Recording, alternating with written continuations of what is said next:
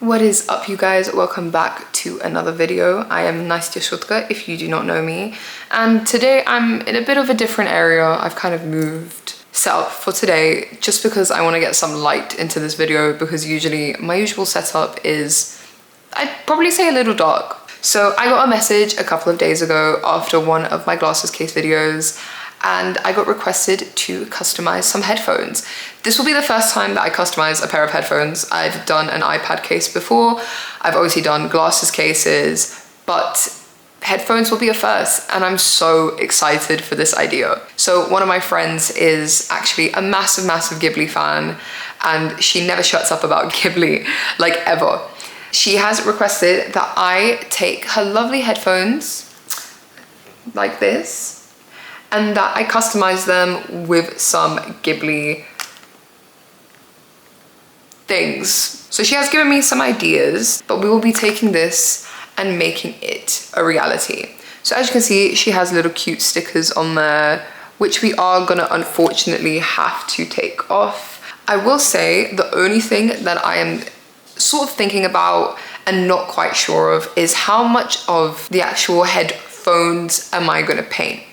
Obviously, she's already said that she wants this and this painted, as well the headband section. Now, I am gonna have to think about whether I want to do the insides, if I wanna paint over the chromed areas, and how deep I'm trying to go into the actual headphone. We will have some testing to do, some digital rendering to do to figure this out fully, but I'm very excited for this idea, but I'm stoked and I already think it's gonna look amazing. So thank you so much for this commission. Love you. I know you haven't seen anything just yet, but we do make a lot of interesting things on this channel. I am just getting my toes dipping into the water with this. There will be more to come. Leave a like, leave a comment, share it with your friends and family, and most importantly, please subscribe so we can grow this community to be even larger than it is. And well, with that said, let's just get on with the video.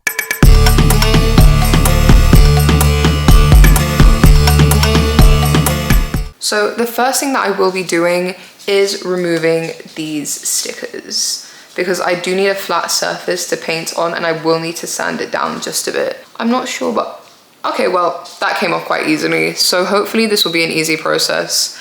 If there is any sticker residue, I will probably use acetone to remove it.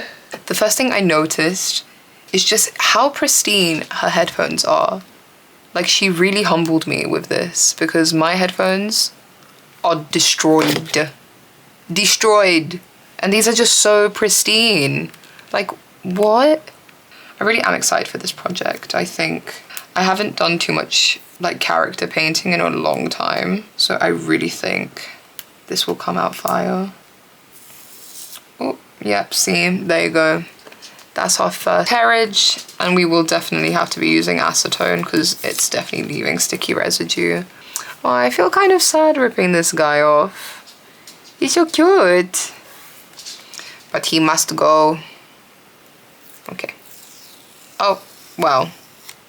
He was easier than the fucking cider sticker. So I just repeated what I did on the other side, and I took off all the stickers, and now I have two nice clean surfaces that I can now clean with acetone. The acetone will remove the stickiness and just allow it to be nice and clean for when I have to draw and paint. But before I get ahead of myself with the fun things such as drawing and painting, I do need to sand the surface to make sure that the paint actually sticks to the surface and doesn't fall off over time. As she did provide me with images that she wanted on the headphones, I went to Procreate to make some designs at first. I also made two different designs to make sure that I had a few options. And now it's time to actually draw.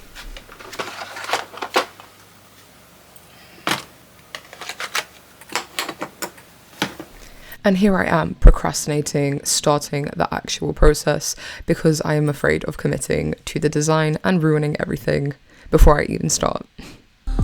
Surprisingly, the most difficult thing about this entire project was actually the sketching, and I guess everyone could say that it's the foundation, so of course it's going to be hard, but I do find that usually sketching I enjoy the most, and I love how it turns out because it's just the beginning, so there's not really any commitment.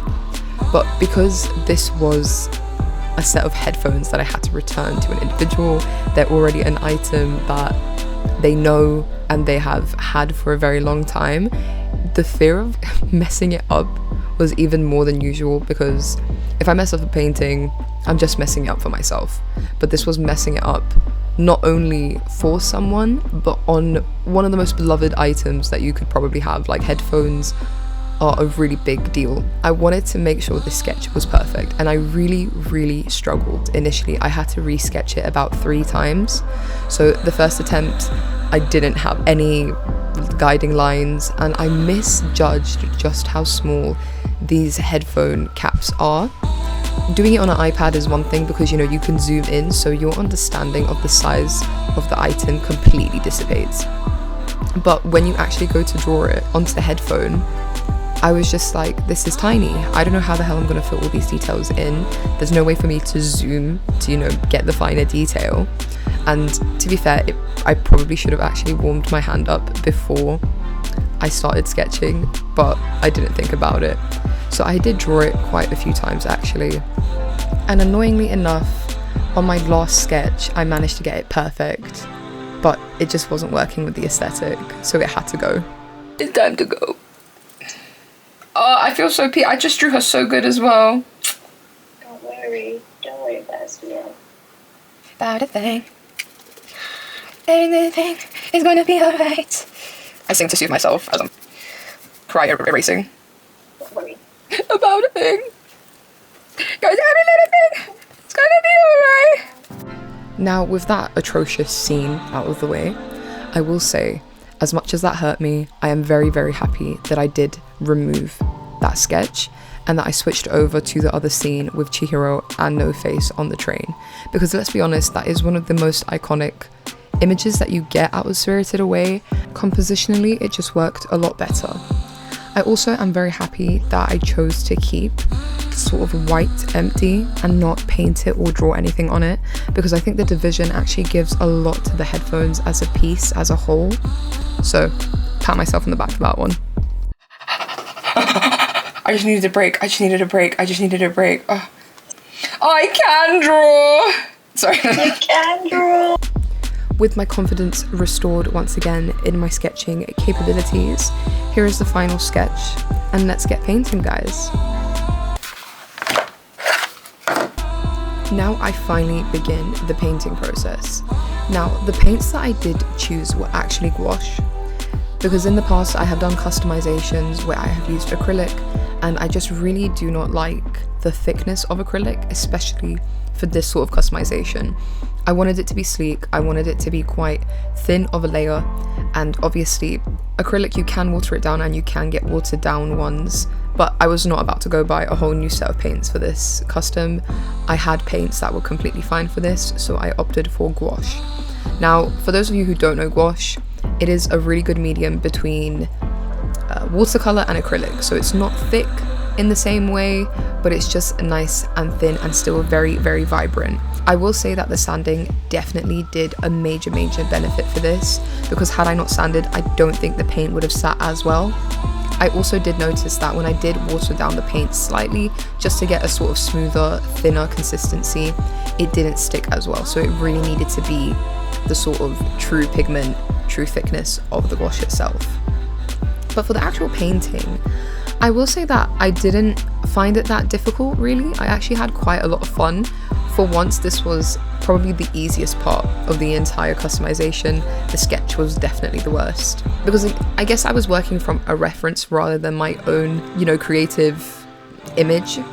So it was much easier to sort of know what I was trying to get, because I already had the image in front of me and I just had to make sure that I replicated it well enough. I could have done this in a more efficient way, but just because of the nature of the paint and just how fast they set, I was taking the colors that I had and I was just making sure that I put them everywhere they needed to be before it dried up and ran out.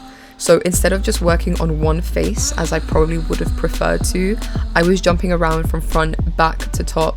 Like, I didn't have a method. It was definitely not a method to the madness either. It was just all over the place. I think if I just stuck to one face, I would have done it faster. But if I'm honest, I'm not really fussed about it taking long. And the project, all in all, but it took me about an hour, I wish. It took me a day and a half to finish this, from, you know, getting the headphones to having the idea, painting it, and sealing it. So it really wasn't too bad. It was a very relaxing project. I didn't stress out too much about it, which usually is not the case. I stress quite often when it comes to projects like this, but this was very smooth sailing, so it was perfect. When I first started painting this, I was really nervous about how I was going to bring all of the sides together to look like one singular sort of image, and I did battle between the idea of painting the background and just keeping it white, but I opted for this blue colour because in the train scene there is blue and it takes up most of the headphone. And then with the sprites, I thought it needs a background as well because it's just the sprites, so the blue worked out as well. And I was very apprehensive to put the blue behind Haku because of his sort of teal colour. But I actually think it all worked together very well. It brought the headphones together, and again, as I said earlier, leaving the white in between really made each section pop and stand out by themselves whilst also looking cohesive. The only issue that I would say that I was running into was because I was moving between all three sides, I would obviously have to lean it against the table, lean it against myself to be able to put the details in and the lines. So I did find that paint did chip off of areas and I had to go back constantly and retouch it. This was really prevalent on the headband because it kept touching the table or it kept grazing me. And also the nature of that hard plastic going into that silicone that sits on your head, it just naturally wanted to chip off, so I did really find it difficult to keep it there. Now I will admit, Calcifer was rogue. He wasn't supposed to be there, but I just had to put in a cheeky little Calcifer in there because why not? And here's what it looks like with all the coats of paint, all the layers, and we can be moving on to the next section now where we fine line the whole thing. To really bring this whole piece together, I needed to put the fine lines in. It's just quintessential anime. So I'm taking my thinnest Posca pen, which was nowhere near thin enough. It worked really well for the sprites and it worked really well for Haku. I think officially the sprites were my favourite thing of this entire project. Not just because they were the easiest, but they were just so stinking cute on top of that headphone band. Like, I can't even sit here and say that I'm a huge Ghibli fan. Like, I've watched the movies and I've enjoyed them, but I'm not like a dedicated fan. But when I drew these sprites, I was like, damn, maybe I should draw some for myself. As I was saying just a bit ago, the thickness of this Posca pen worked really well for the sprites because they're very large, fluffy, they're cartoonish, like it works perfectly. And there's not a lot of stuff that I'm cramming onto the headband. It also worked really well for Haku because Haku's just one singular sort of focal point on that headphone, so thicker lines didn't really matter. I will say I did have to end up going in with a thinner pen just to add some of the lines in the horns because the horns had a lot of swirly details that I could not add in with that Posca pen. I think it's like a 1mm, but 1mm is still far too large for this sort of size. Now, as for Chihiro and No Face, I did have to go in with a much thinner pen. So I had to use a regular fine liner, just a normal one that you would use on paper. And I did find it difficult when there were spaces that I didn't quite have paint touching each other. So if there was just sort of like a lost space, I had to add layers of the lost varnish to make sure that the pen actually stayed on. Otherwise it wiped off, it really grayed and it just didn't really look good. But otherwise this gave me the effect I needed because again, Chihiro and No Face are so much smaller than everything else that I drew, and it just needed that space to breathe with a fine liner. I also did take the executive decision to remove some aspects of the design of the still frame just because on this layout it didn't really fit, and if I did put them in they would have just kind of sat there awkwardly. So in the train there is no handrail. I didn't really add much of the stuff that was supposed to be above because again it's circular and it would have just been the edge of it.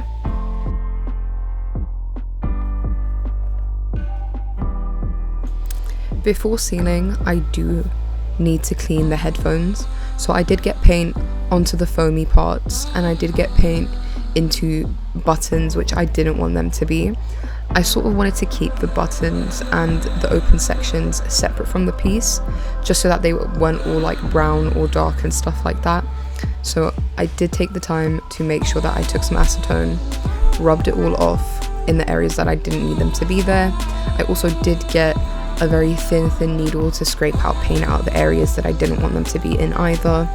So this was just sort of like a preemptive thing to make sure that when I did put that final coat of sealant, everything was in its place and as I wanted it to be. I also took the opportunity to just retouch areas that were chipped off with paint, or that if I accidentally rubbed them off with the acetone. So the next thing that I'm going to do is I'm going to be using this to seal in all of my paint that I have used, so that when she uses her headphones, all the paint doesn't come off.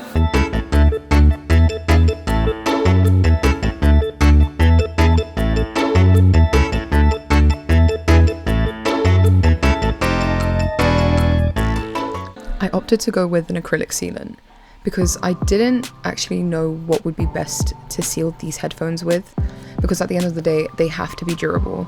They have to be water resistant, they have to be resistant to the oils of your hands and constantly touching them, dirt, so you can wipe them easily. So I was really concerned about how I was supposed to protect these headphones so that they would last a long time, because for some pieces I usually use Mod Podge. I knew that Mod Podge was not applicable here because Mod Podge just disintegrates with water. I had to do some research. I did find that acrylic sealant was quite good because obviously it's sort of like a plastic layer over the paint. I just had to make sure that when I did put on the sealant, that it went into the crevices and sort of stuck there so that nothing could peel up by itself magically. I did pick a matte sealant because I did think with the aesthetic of gouache, again, it's a very flat matte paint. I like that aesthetic. It's very cartoony, it's very anime. You want it to be flat rather than shiny. So that's why I opted for that. And with that said, I do think we have come to the conclusion of this video. As I'm putting on this last layer of sealant, take this opportunity to leave a like, to subscribe, leave a comment, send it to people, friends, family. If you want to see what projects I am working on between videos, check me out on Instagram. I have also just launched my website with a store, which I will be updating in due course, so go check it out as well. But yeah, thank you so much for watching. I hope you enjoyed the video. And once again, I am absolutely in love with these headphones. My friend loved the headphones as well. So let's get to the show reel basically.